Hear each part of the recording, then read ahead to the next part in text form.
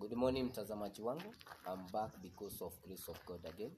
Leo tunaongelea kwa nini watoto wa random ambao ni wickedness, ambao ni wicked, ambao hawataki mtu akiendelea kwa plot zao. Kwa nini watoto wao hawaendelei katika kimaisha? Unastahili uelewa one thing, chochote mtu apandacho ndio huwa mtu anavuna. Na mistake ambayo tunakosea ni ya kwamba wakati ukiwa kama random, ukitaka watoto wako wakuwe faida kwa maisha yako, na watoto wako waolewe, na watoto wako wakiwekea biashara wana succeed, kuwa wakutakia wengine watoto wao wema. Now if you do that, you are going to see the hand of God to your daughters and your son. Shida ile watu wengi wako nayo ni wakati mtu anakomboa kwako, unamfanya madharau, unamuongezea rent because you are careless. Unasema hata hakuna kitu anaweza fanya huyu, but unasahau ya kwamba kuna Mungu wa haki. Huyo Mungu wa haki akianza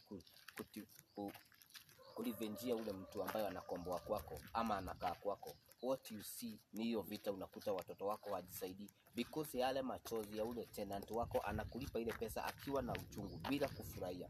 Wewe unafikiria uko mbele na unaweza because you have everything, but you forget one thing. Mungu ambaye huwa analipishia wanyonge, huyo ndio analipishia watoto. Huyo mtoto amekomboa kwako, ama huyo mzee amekomboa kwako, ama ule mama amekomboa kwako. Unakuta ile laana wakati anasema Mungu naomba unilipishie vile ananifanya madharau, nipiganie. Those fight ndio unakuta watoto wako hawaendelei na hawaendelei vizuri na wasucceed katika maisha yao. Kitu kingine ambao Lando unaweza wapea ni ya kwamba wakati ile nyumba wakati ulijenga, kama ulijenga kwa madhabahu ya mapepo, don't expect to see God to your family. Wacha kuomba, wacha kwenda kanisa mingi ukisema ati watoto wako wanateseka.